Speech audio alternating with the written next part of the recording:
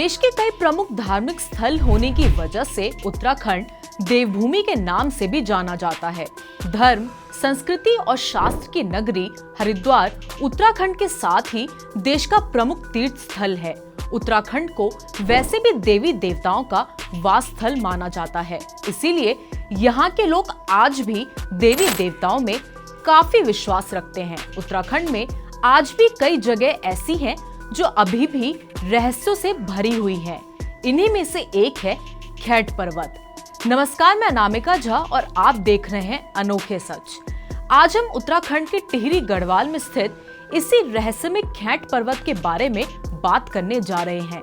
मान्यता है कि खैट पर्वत पर आंचरी अर्थात परियां वास करती हैं। उत्तराखंड के गढ़वाल में परियों को आंचरी कहा जाता है, इसीलिए इस पर्वत को परियों का देश भी कहा जाता है। खैट पर्वत समुद्र तल से करीब 10,000 फीट की ऊंचाई पर है। ये पर्वत रहस्यमय घनसाली इलाके में स्थित थाद गांव से करीब 5 किलोमीटर की दूरी पर स्थित है।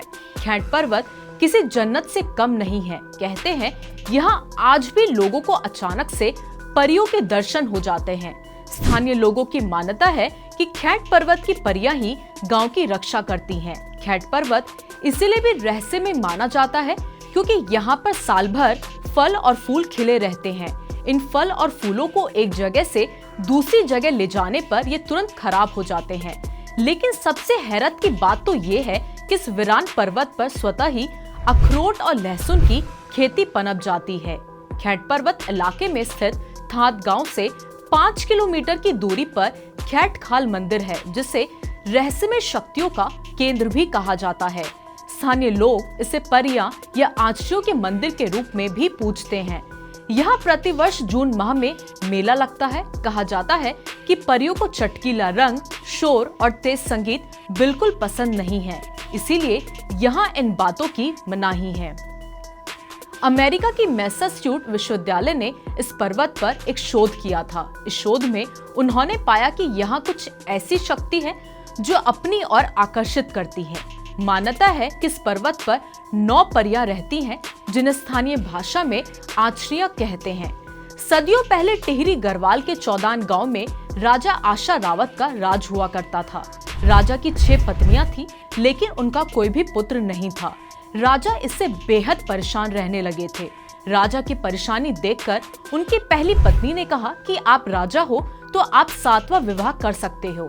इसके बाद राजा आशा रावत पास ही के थाद गांव गए। वहां दीपा पवार नाम के एक शख्स ने उनकी खूब खातिरदारी की।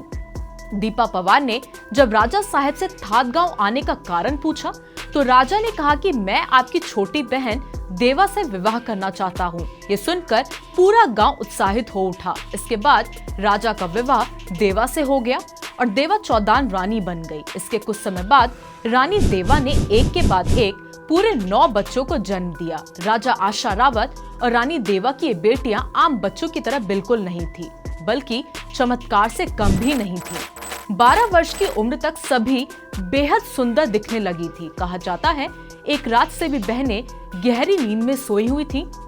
उस दौरान उनके सपने में सेम नागराज आए और उन्होंने सभी बहनों को अपनी रानी बना लिया। लेकिन जब सुबह उठते ही सभी बहनें जल स्रोत गई तो उन्होंने देखा कि उनके गांव में अंधेरा पसरा पड़ा है, जबकि ऊंचे पर्वतों पर धूप खिली हुई है। सूरज की तलाश में जब सभी बहनें खैट पर्वत पहुंची तो आंचरियां परियां बन गई। स्थानीय लोगों की मान्यता है कि आज भी खैट पर्वत पर परियां बनकर घूमती हैं।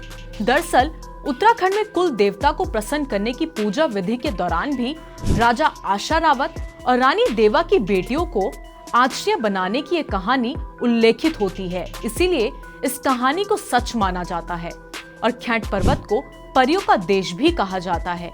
ऐसे रहस्यमय और अनसुलझी कहानियों को देखने और सुनने के लिए देखते रहे अनोखे सच।